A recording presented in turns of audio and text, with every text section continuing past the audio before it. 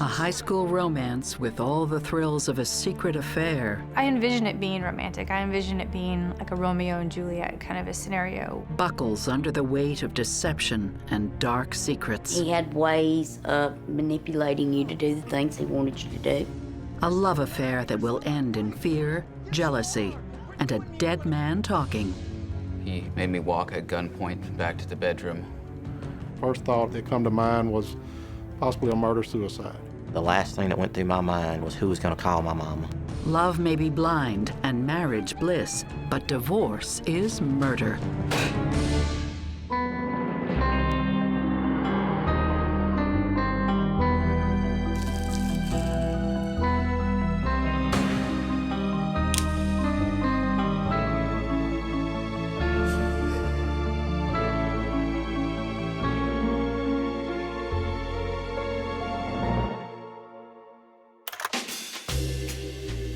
"15-year-old Tammy Ellis is a typical Southern girl from a good family. Tammy Ellis was part of a close-knit family. Her parents had adopted her when she was an infant. She was very precocious, very friendly and outgoing, often made people laugh, and was just a joy to be around. She did have a strong personality. She had a very strong personality. She wasn't afraid to let you know what she was thinking. Freak. It seemed like she didn't have a filter. If she thought it, she'd say it. Tammy's hometown of Pearl is nestled in the suburbs of Jackson, Mississippi. It's a working-class community. Good families, good homes, good schools. When you think of a typical American town, Pearl, Mississippi is it. It's 1988. Tammy Ellis meets a classmate at Pearl High. His name is David Gatlin. Hey, Hey, you got one of those for me? really? Really? I believe that Tammy was attracted to David because, number one, he was a good-looking kid, and he was a wild child. He had long hair at the time. He was kind of a bad boy. He always knew what to say to hook you. He knew. David is just the kind of boy that Tammy's parents want her to steer clear of. David came from a broken home. His parents had separated. His father, I believe, was living in Georgia. His mother was living in Mississippi. If you look at his background, the family had moved around a lot. He's an intense and impulsive young man. At that time, he had another girlfriend, which he was angry with her. He thought she was cheating on him. He has a flair for dramatic gestures, especially evident when he shoots himself, just to make a point. My understanding was that David accidentally shot himself with his mother's .25 pistol. Later, he confided in me that it had not been an accident. The way the bullet went through, he didn't do it in a manner that he meant to kill himself. And that was his way of making her feel bad. See what I do to myself when you cheat on me? Can I touch it? Yeah, sure, go ahead. Does it hurt? No? Even for a bad boy like David Gatlin, it's a reckless act. What are you doing? I can't kiss a freak like you. Are you scared of me? No. Tammy's only 15, and David's 2 years older. But the romantic spark between them is immediate. He was attracted to Tammy because she was just a bright spirit, an outgoing girl, someone who he just immediately liked upon meeting her. It's just a young man who took a fancy with a young girl who seemed to be into him as well. Psychotherapist Stacy Kaiser and forensic psychologist Brian Russell see a bumpy road ahead for this young couple. For someone like Tammy, who's lived such a conservative life, this relationship is a real rush for her. It's exciting, makes her feel powerful, and it makes her feel special that a guy like him who's so good-looking and charismatic would want her. It's an age-old frustration for good guys everywhere how girls are attracted to bad boys. But they are, and there are multiple reasons. Sometimes it's rebelliousness, there's a shock value and attention-seeking value in it. When I look at David's behavior and how impulsive he is, It concerns me for this relationship's future, because to be in a relationship with an impulsive person puts you and the relationship at risk. The average teenage guy who wants to spite an ex-girlfriend doesn't go out and get a firearm involved and put a hole through himself. And so the fact that that is the way that David chose to try to spite an ex-girlfriend suggests that David is a guy who takes things to the extreme, to the dangerous extreme. Do you think anybody suspects? Tammy and David keep their relationship a secret, knowing her parents wouldn't approve. Shoot, oh no. I'm so late. Oh, they're gonna be so angry. I have to go. I'm so late. Perhaps just as a part of teenage rebellion, she went for him. I think he must have been sort of a romantic to entice her. You know, girls like that. At first, Tammy's devout, conservative parents don't suspect a thing. Hi, where you been? I was at the library. Oh, okay. When Tammy's mother finds out, she's not happy. I think the parents felt like that she was too young for him, that he was a little wild for her. He wasn't from a secure home, he wasn't rooted.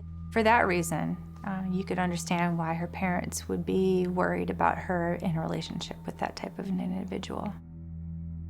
He was certainly different from Tammy's family in that regard, where Tammy's family was very close-knit, very rooted in the community. He was sort of an oddball in that regard, and so I think that probably created some fear on the part of her mother when she and David became close. What is this I just found in your pocket? What does it look like? You get that from that boy, David? Tammy's mother forbids her from seeing David, but it does not deter her 15-year-old rebellious daughter. That boy, David. You know, whenever you tell a child, you can't do this, you make them more determined than ever. I love him. I don't care. Nothing her mother says stops Tammy from doing what she wants.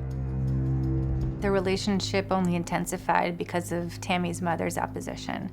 That had she allowed the relationship to run its course, likely it would have fizzled out within a matter of months and the two would have parted. But because her mother was so adamant that the two stopped seeing each other, it only made them want to see each other even more. Shut up.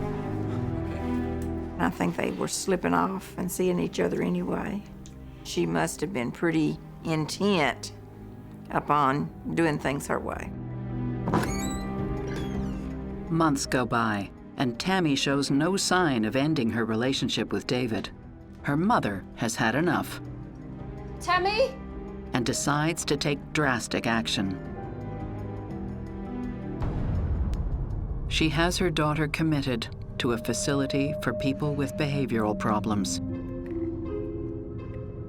A lot of times when parents were having difficulties with their children, they would send them to charter to get, for 30 days to kind of get them straightened out. Make sure that, they didn't have any emotional problems and that they could function in the world, whether they needed medication, things like that. They did it more or less to keep her away from him. I think it was more of a scare tactic than anything, just to wake her up and make her realize that she was going down the wrong path. The fact that Tammy's parents sent her to an institution tells me that they're desperate. I see this in my practice a lot. When parents feel like they're helpless or hopeless and their kids are out of control, they will pick up their child and hand them to a professional and say, "Here, please fix her." And I really think that's what her parents were doing. Her parents had the authority to prevent her from seeing David if they really wanted to do that. And so the fact that they felt that they needed to send her to inpatient hospitalization for 30 days indicates to me that there was something going on that was more alarming to them than just the fact that she was hanging out with a guy that they didn't approve of. This whole idea of Tammy being institutionalized by her parents creates doubt about Tammy. It makes me wonder what's going on with her and what she might be capable of. Tammy is committed for a month. She bides her time in the facility and hopes David will be waiting for her when she gets out. But David is gone. David went into the National Guard because he felt strongly about serving his country and also because he was looking for some direction. I thought it was an excellent idea. You know, give him some training, allow him to get his GED, allow him to learn something, to learn how to do something productive. Tammy's mother's plan to break up the young couple succeeds. For now. They were told that she was dating Glenn and that he was this great guy who just gotten out of the National Guard. He was a little bit better at playing the game.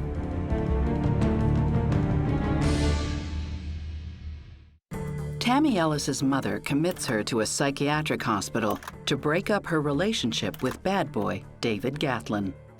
Shortly after, David leaves town to join the military. Their relationship is over. This is in the late 80s, early 90s. There's no Facebook, there's no cell phones. You know, it's pretty easy to lose touch with somebody under those circumstances, and so that is what happened. They just lost touch.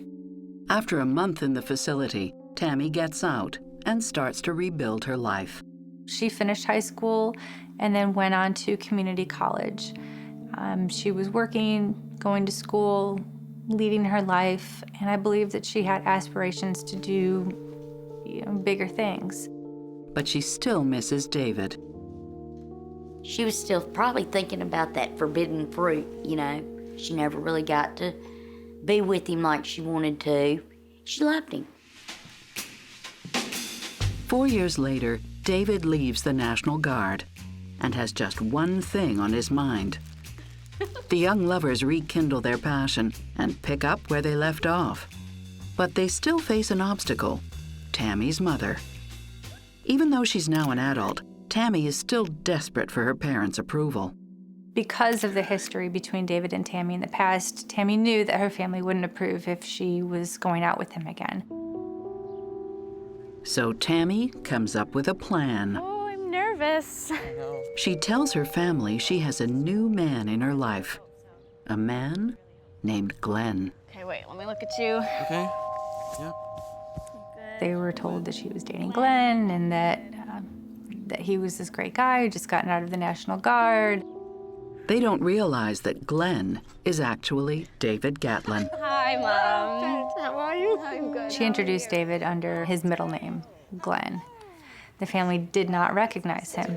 Glenn, mother Glenn. Well, yeah. Glenn just got out of the National Guard. He had cut his hair. I mean, he'd grown up. He'd just gotten out of the National Guard, so he was very fit. Just seemed like a much more responsible young man. I don't think, right to start with, they realized that it was the same person.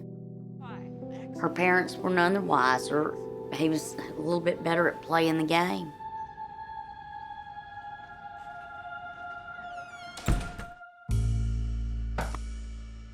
Come in. Come in. Hi. Just fetching the laundry. Tammy can hardly believe her luck. She's with the boy she's loved since high school, and her parents are happy too. Bye. See you later. Bye. David was welcome in the family. Everything was going fine. So the ruse worked for a while. And then at some point, the family discovered that this young man was, in fact, the David Gatlin from high school, and everything fell apart. I cannot believe she still hasn't figured it out. How does she not know? What am I hearing here? Nothing. Well, you're Glenn, right? Yeah. Obviously. You David? You get the hell out of my house, you David! Right now! I'll see you soon, baby. But this time, Tammy doesn't have to listen to her mother. Get out of my room! There wasn't anything they could do. You know, she was of age, he was of age. There's nothing they could do about it. I'm so done living in this house. I feel so stuck. I'm 19. In a spur-of-the-moment decision, Tammy and David elope to Georgia, where his family lives. I envision it being romantic. I envision it being like a Romeo and Juliet kind of a scenario where these two young people are against all odds to have a relationship. The two of them are in love, and they're defying everybody by being together. They're gonna leave Pearl, Mississippi behind and forge a new destiny together where it's just the two of them against the world. On their wedding day, Tammy is just 19 years old. David is 21. Tammy and David are dreamers in some ways, and I think that they're hoping for a fresh start. And so they believe if they can escape the critical eye of Tammy's parents and all of the drama in their past and move to another state and get married, that they'll have a fresh start and everything's going to be okay. When young people particularly get married, it's really important for the longevity of those relationships to have the support of a broader social network. And so the fact that we have a young couple here who is running off getting married without either family's presence does not bode well at all for the longevity of their relationship, unfortunately. The newlyweds find a cheap apartment in Macon, Georgia. But just weeks after the move, reality sets in. They're having trouble making ends meet. Hi. Hi. How was your day? Terrible. I got fired again. Again? Yes. David had a really hard time finding and keeping employment. He was just a restless young man who had a chip on his shoulder and wasn't going to take anything from anybody. And at the same time, he was very determined to be the man of the family, that his wife wasn't going to work, that he was going to be the breadwinner. David? Yeah? I'm gonna get No, a you're job. not. But we cannot afford this. It was incredibly stressful. They had no money and they had no way to pay rent. They were finding an apartment and then getting kicked out of the apartment for inability to pay. The couple find themselves literally on the street. Please, I feel ill. Can you please Well, it's just not my open the fault you window? feel ill. Open a freaking window. No! They were living in David's car. They were fighting all the time. It was just a very stressful situation. It's bad enough they have nowhere to live. Tammy also starts to feel sick, and she thinks she knows why.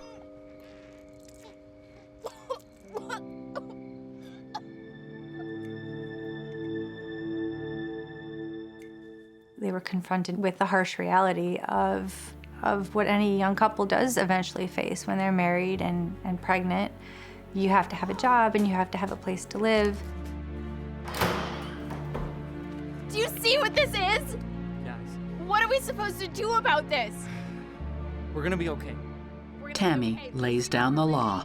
She tells David there will have to be some changes. How can we pay for a baby? The ultimatum came when she had told him that you're going to have to get a job now because we can't live and raise a baby in a car. At that point, she told me he got very aggravated. Tammy calls her mother for help. Hello? Her mother hasn't changed her mind about David and his ability to provide for Tammy. I'm pregnant, and it's David's, and I don't know what to do. Just come on home, you both. But with a grandchild on the way, she decides to do what she can to help. They told her that she could come back and even invited David to come back with them to live in their home, that they would help them get a fresh start. They were on a dead-end street where they were at. At that point, he was willing to accept that offer. The couple has a chance for a new beginning, but David has a secret that could wreck everything. He got into a relationship with another woman. I don't believe Tammy knew about me.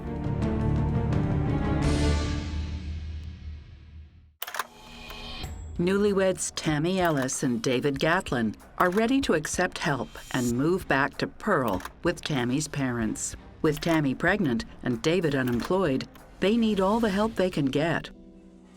Before the drive back to Mississippi, Tammy's mother invites her and David for lunch. But David soon loses his appetite. At the restaurant, Tammy's mother started laying down the law. I just have a couple of things I want to say to you. You got to get yourself a job, and you got to stop drinking. And telling them what the rules were going to be when they got back and how things were going to be. And David, being the hothead that he was at the time, didn't take kindly to that and got upset and walked out of the restaurant. His temper got to him and his pride got to him. And so he left. So what did I tell you? I don't think anybody realized at that point that when David walked out of the restaurant that he was going to be gone for good. He's hitting the road running. Only 10 months after they elope to Georgia, David abandons Tammy. The fact that David would storm out in the restaurant and never to return again fits the profile of what we're seeing about David. He walks out of jobs, he's from house to house to house, so of course he would just walk away from the woman that he impregnated and said that he loved. This is a guy who we know is not big on commitment, is not big on having other people depend on him. And here he's got a child on the way, which suggests to me he's looking for an escape hatch from responsibility, and he got it. How you doing, Tammy? Good morning. Sweetie. Back in Mississippi, Tammy's parents do everything they can to help their daughter prepare for motherhood. Her parents were very supportive of her. They were good people. They were there for her. They did everything they could to help her pregnancy, get her back in college so she could have her education. David is still on Tammy's mind when she happens to meet Vicki Gatlin, a friend of a friend. And she learns something shocking. Tammy, I've got something to tell you. What do you mean? I'm David's ex-wife. What? David has a hidden past. What do you mean? We got married when he was in the National Guard. David had cheated on his first wife, Vicki, then abandoned her when she got pregnant. I was pregnant with our son, and it was just the same old thing with David. One minute he'd be around and want me, the next minute he'd be with somebody else, and I was kind of used to it by that point, and realizing that it was always going to be that way. And now, Tammy's having the same experience. She was kindred spirit, going through the same thing that I'd been through. I understood what she was going through. She's been abandoned, and she didn't like it. She didn't like how it felt. So she was going to get out of it. Tammy realizes that David has a history of failed relationships and that she is only the latest. Hello? I'm filing for divorce, David. No, we can't divorce. She tells David their marriage is over. He won't hear of it. He wants her back in Georgia. No way you can do this! Oh, there's not a chance in hell that I am coming back! But when Tammy goes to see a lawyer, she gets a nasty surprise. Law in Mississippi at that time said something to the effect that if you were pregnant, you couldn't get a divorce until after the child was born. She has to stay married to David for at least 5 more months.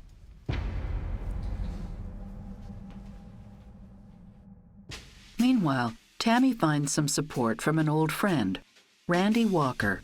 I was living in Meridian back with my parents. My mom and dad and her mom and dad were good friends. And there was a conversation between them somehow, and in that conversation they mentioned that Tammy was back at home. Randy and Tammy haven't seen each other since they were kids. They decide to rekindle an old friendship. Tammy looked very pregnant. She was very large. She was very pretty. She had a glow about her. It was just like we picked up, as best friends, like we left off. Randy's just the friend that Tammy needs in her life right now. Someone who knows what it's like to deal with a failed marriage.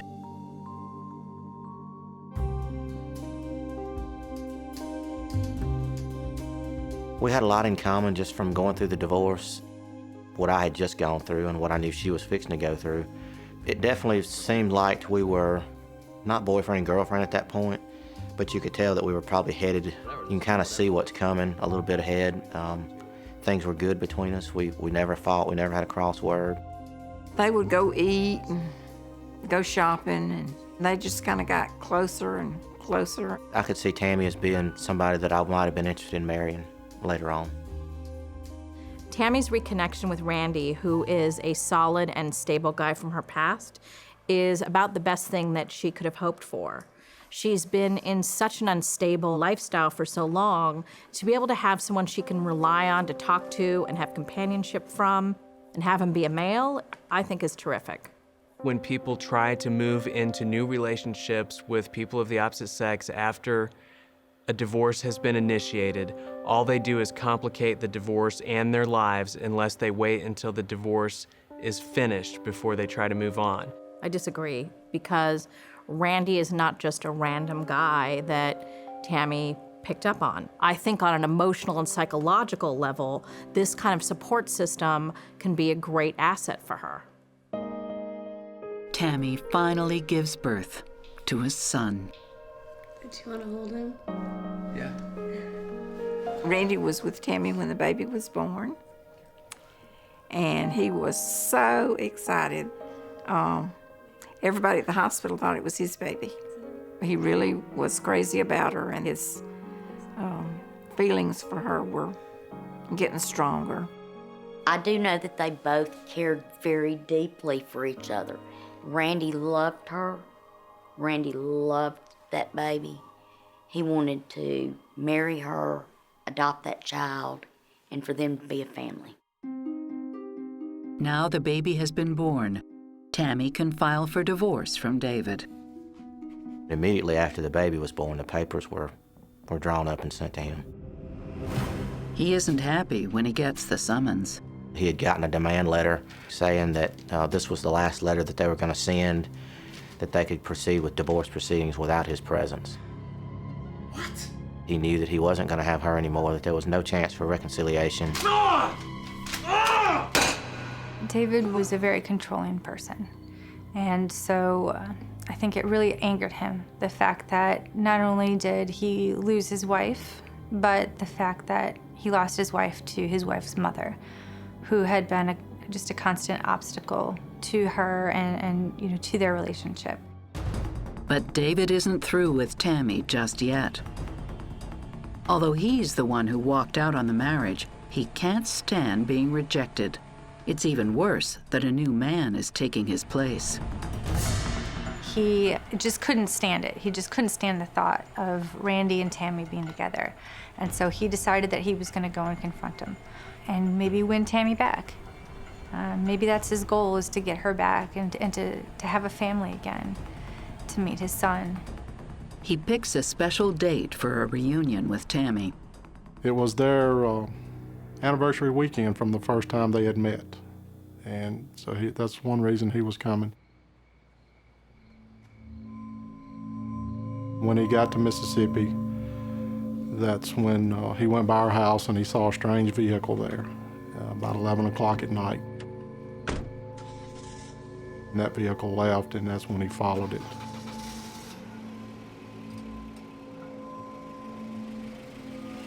David follows the car to the neighboring suburb of Brandon, Mississippi, to the Overby Trailer Park.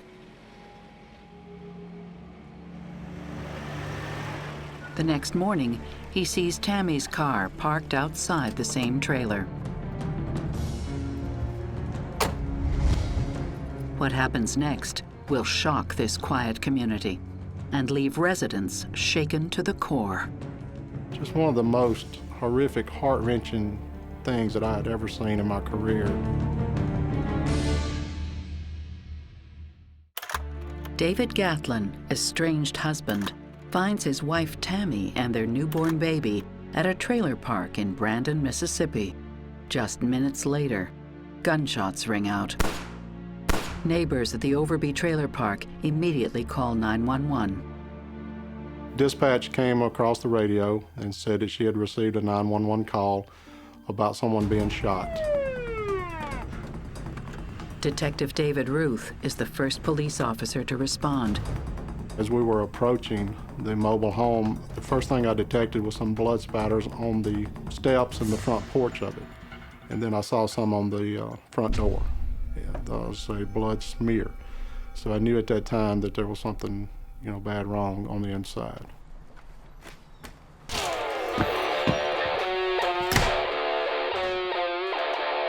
There was a radio playing really loud.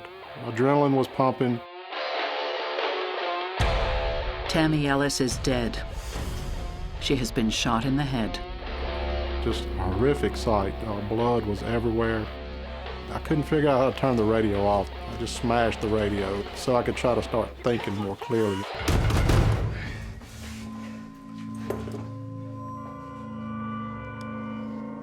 I knew the victim on the bed had been shot. That was really clear. I caught something out of the corner of my eye. And when I focused on it, it was just one of the most horrific, heart-wrenching things that I had ever seen in my career. And it was a small infant child laying there covered in blood. So I immediately had picked it up and was checking it. It seemed like time stood still at that point. I feared the worst. I feared that the child had been shot as well.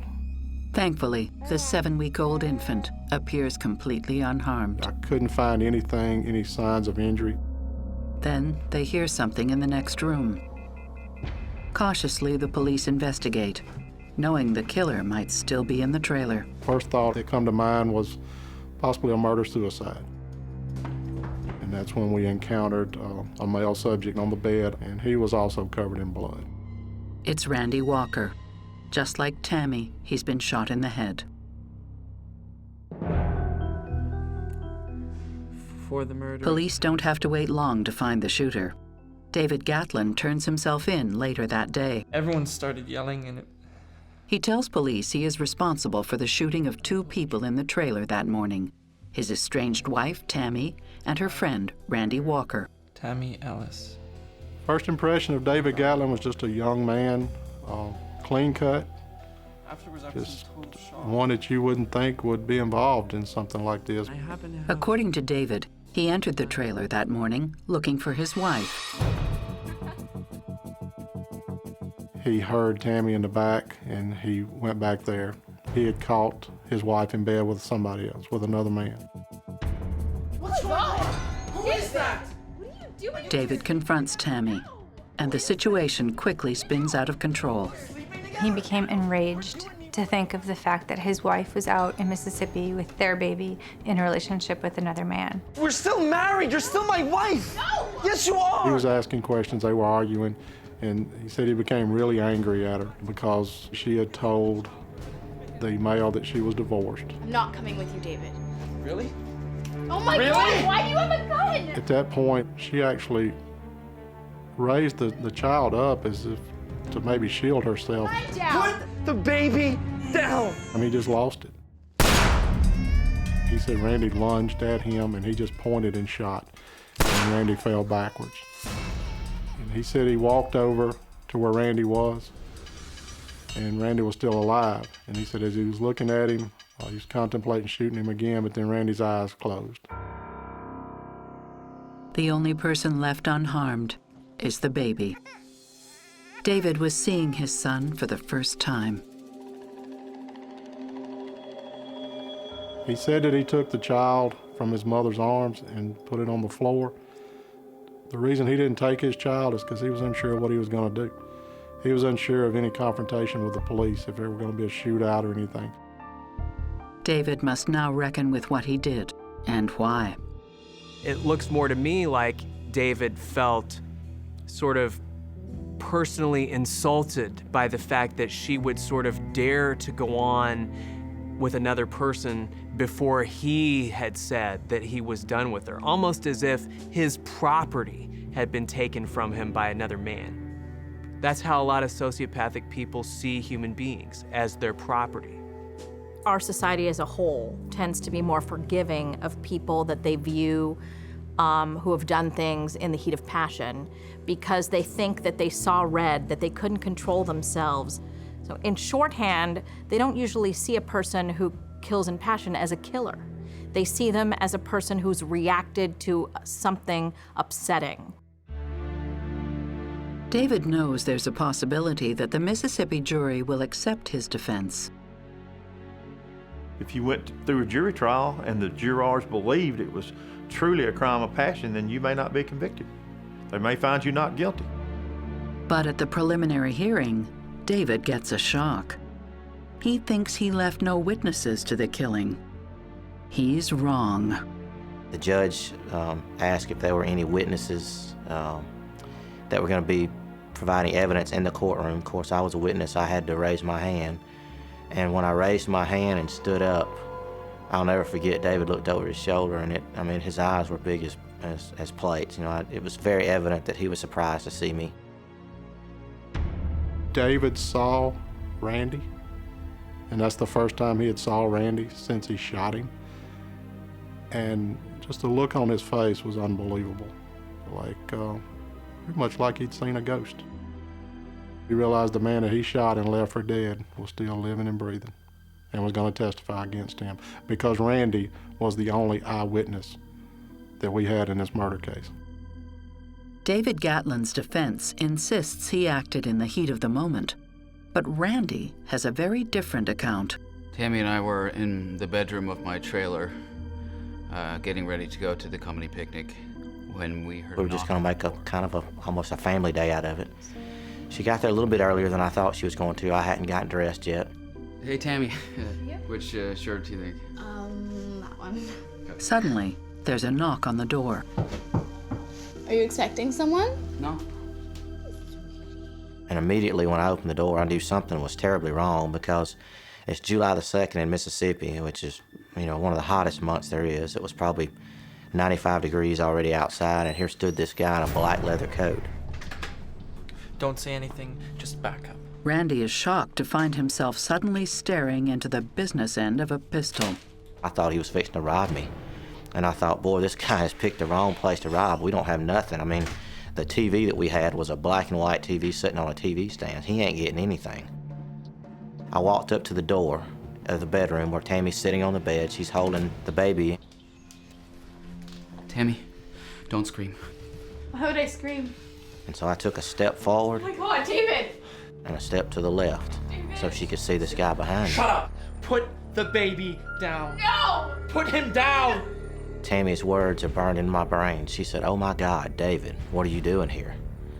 And it was like a ton of bricks fell off the 10-story building on top of me. I knew exactly what was fixing to happen. David! Okay. What are you doing? Turn on the radio. David orders Randy to turn up the radio to mask the sound of their voices. David, Shut up. what are you doing? As Randy watches helplessly, David and Tammy argue over whether she should go back to Georgia with him. I do remember at some point there was something said to the effect of, if I can't have you, nobody's going to have you. David turns to Randy and tells him to do something that makes his blood run cold. Take off your pants. Do it! Shut up. Do it. David wants to make it look like Randy and Tammy were having sex. He told me to get up and get undressed. I did take off my pants, and I did sit back down on the edge of the bed. Okay. Now I want you to go. Next, David orders him to fetch the bag he left at the entrance. He stepped away from the door for allowing me to pass him, and had the gun trained on me the whole time I walked down the hallway there. And the bag are literally on the seal of the door. It's Randy's one chance to escape. I think all that went through my mind in about a second. I don't have to go back into that room. I don't have to be shot that morning. I can go get help. I don't have to be there. And I made the decision to turn around and go back to that bedroom where I knew about 99%, what the outcome was going to be. Sit down. Please! Sit down! But there was just no way I could leave Tammy and that baby in there with absolutely no help. Randy is now facing a certain death. I remember seeing the end of the barrel and thinking this thing is a cannon. Randy Walker is blowing holes in David Gatlin's claim that he killed his wife and her lover in a fit of passion. Randy refuses to flee the trailer when he has the chance and returns to try and help Tammy. When Randy returns to the bedroom, David is trying to get Tammy to put down the baby. Put the baby down! No! Put the baby down! But she refuses and talks back to him, defiant. David Gatlin, if you can shoot me, and me holding your son, then shoot me! David pulls a pack of firecrackers from the bag, hoping to cover up the sound of what he does next. No! No! No! I just remember seeing the flame and the sparkle. Randy realizes to his horror that he's next. No! I remember seeing the end of the barrel and thinking this thing is a cannon. The last thing that went through my mind was who was going to call my mama, You were just in the wrong place at the wrong time. David fires a .380 round at point-blank range directly at Randy's head. As the killer walks away from the bloodbath, he is convinced both Tammy and Randy are dead. He is wrong. The first thing that I remember when I woke up, I was cold. I got up and my hearing was very muffled. It was almost as if I was wearing headphones or something.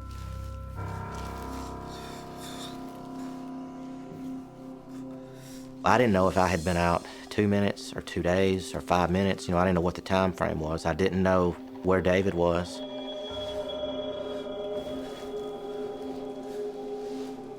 Incredibly, the bullet has passed clean through his jaw without touching his brain. But Tammy is dead, and her baby needs help.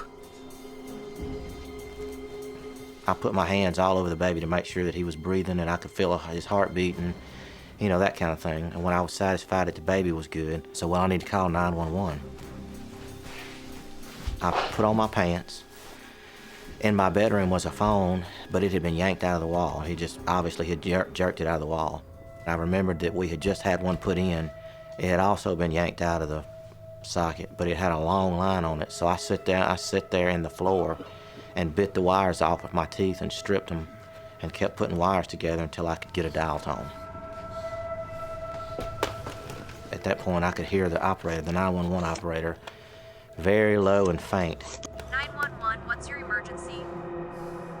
The injury has left him partly deaf and barely able to speak. I knew I was having trouble verbalizing. I've been shot. Randy stays on the line until the police arrive. But they don't know the real killer has already fled. Get down on the floor! They think Randy is the shooter. But Detective Ruth quickly realizes his mistake. I've been shot. Who shot you? She shot me. First he said she shot me. That immediately didn't make any sense. It was very frustrating. I was trying to get out information, but my mouth wouldn't work. David shot me.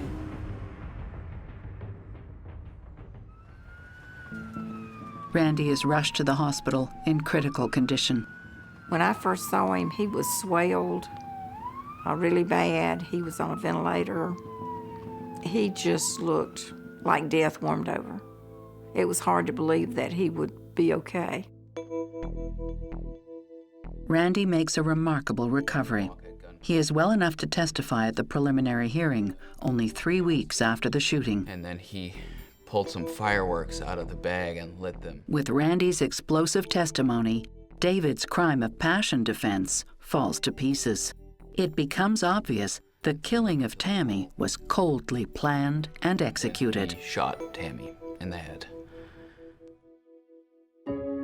David claimed he bought a gun because he was thinking about suicide. The police and prosecution believe otherwise. Well, the evidence is clear where the premeditation began in Macon, Georgia, with the purchase of the gun that was later proved out to be the murder weapon. The driving to Mississippi, the stalking of Tammy for a day and a half, clearly shows premeditation. He intended to commit a crime, that he intended to commit the crime of murder. I think David's murder of Tammy and attempted murder of Randy illustrate in a chilling way the core paradox of the sociopath. And it's this: I can do whatever I want to you, but if you do something to me that I think is wrong or hurtful or insulting or unjustified, it's a death penalty offense. David doesn't only plan a killing, he also plans a cover-up. That it tells me that the depth of his psychological depravity is very high. Had Tammy known these things, had known what a troubled and violent past that David had, that she might still be alive today. If a jury convicts him of Tammy's murder, David could face the death penalty. Instead, he decides to plead guilty in a deal to avoid capital punishment. He is sentenced to life plus 30 years. When someone receives a sentence as stiff as David, he's expected to live the rest of his life in that prison until he dies. The general consensus was we wanted this guy in forever, where he could not get out. But the story doesn't end there. After 15 years in prison, David Gatlin is accepted in a special program that allows him to work at the governor's mansion in Jackson, Mississippi. Everyone connected with the case is livid. I was upset. I actually made calls to the governor's mansion. I tried to intervene. When Governor Haley Barbour leaves office, he causes further outrage by granting a pardon to 248 convicts, including David Gatlin. We expect the penal system to keep these people who we convict locked up and away from our law-abiding citizens, and 248 of them got out that day. The pardon leaves David Gatlin a free man after serving only 17 years in prison. With his criminal record expunged, he can start a new life. You're always wondering if somebody that you had put away for prison for a long time is sitting there looking at you. You know, you have to protect yourself. More importantly, you have to protect your family that's with you, because they've killed once, they don't care about that. They'll kill again. Whether or not David Gatlin is still dangerous, my thought is he's dangerous to me and my family.